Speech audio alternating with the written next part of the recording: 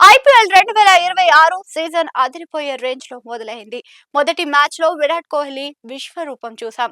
రెండో మ్యాచ్ లో రోహిత్ శర్మ ఊచకోతను ఎంజాయ్ చేశాం. ఇప్పుడు మూడో మ్యాచ్ లో అందరి కళ్ళు Rajasthan Royals young sensation Vaibhav Suryavanshi మీద ఉన్నాయి.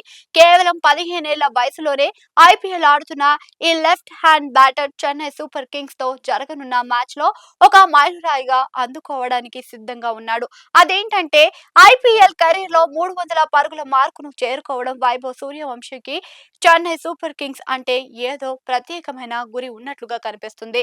గత ఐపీఎల్ 2025 సీజన్ లో చెన్నై విధించిన 188 పరుగుల భారీ లక్ష్యాన్ని ఛేదించే క్రమంలో వైభవ్ చెలరేగిపోయాడు. కేవలం 33 బంతుల్లో 57 పరుగులు సాధించి అందరినీ ఆశ్చర్యపరిచాడు.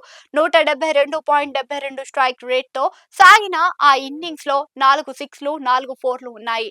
ఇప్పుడు మళ్ళీ అదే ప్రత్యర్థిని ఎదుర్కోవడంతో వైభవ్ మరోసారి గర్జించేందుకు రెడీ అయిపోయాడు. ప్రస్తుతం వైభవ్ సూర్యవంశీ ఖాతాలో 7 ఐపీఎల్ మ్యాచ్ల్లో 252 పరుగులు ఉన్నాయి. ఇందులో మొత్తం 24 భారీ సిక్సర్లు ఉండడం గమనార్హం. గౌహటి వేదికగా జరిగే నేటి మ్యాచ్ లో వైభవ్ మరో 48 పరుగులు చేస్తే ఐపీఎల్ కెరీర్ లో 300 పరుగుల క్లబ్ లో చేరిపోతాడు. ఈ సీజన్ ప్రారంభానికి ముందే నేను ఈసారి ఏదో ఒక కొత్త రికార్డును సృష్టిస్తాను అని వైభవ్ చెప్పిన మాటలు నిజమయ్యేలా కనిపిస్తున్నాయి. 300 పరుగుల మైలురాయిని దాటడం అతడికి పెద్ద కష్టమేమీ కాదు.